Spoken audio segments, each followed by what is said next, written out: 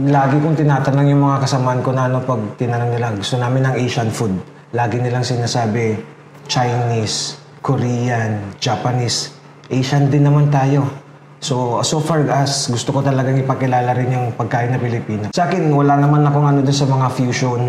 Pero gusto ko lang ipakilala kung ano talaga yung nakikita nila. Mga pagkain sa bahay ng mga normal na Pilipino. Kaya yun yung gusto kong gawin.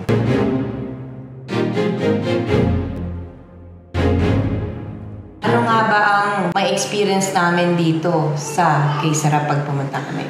Pagpasok niyo po, makikita niyo po ang ating ambience, Filipino ambience po, authentic po na with mga bilao po, mga decoration po na straight from the Philippines po.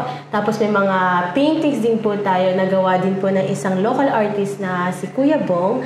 A lot of eksena po na Filipino po siya talaga. Ito naman po sa baba, we have another ambience naman po that meron po tayong mural. So, ang bestseller po natin is sisig, bulalo, crispy pata at kinilaw po. Start kami nun, nagtatrabaho pa ako sa restaurant. Tapos, may mga mo-order. So, duty ako ng 13 hours. Luluto pa ako ng order. Tapos sabi ko, what if gawin na lang natin, karirin na lang natin talaga to. So siya, nagtatrabaho siya sa Monaco, yun, napapagod siya. Sabi ko, sige, gusto mo mag-start na tayo.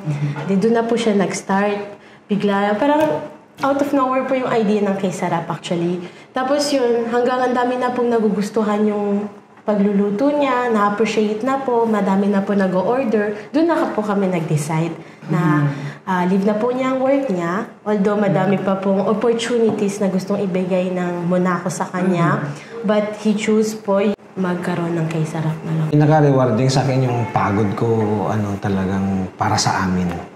Sa family, worth it siya. Naipapakilala ko pa yung Pilipinas through sa food natin. Yun yung mga yes. Kada ngiti nila actually. Since nagsiserve po ako dito sa K-Sarap, I'm also the waitress din po dito. Yung bawat ngiti nila na sobrang yung craving satisfied, sinasabi ng mga Filipino kasi comfort zone po ng Filipino po ang cuisine natin. And also, para sa mga French na naman po na nadidiscover nila ating cuisine, parang yun nga po, nakikita nila, sasabihin na, wow, napapawaw na lang po sila kasi nakakaiba po talaga yung cuisine natin.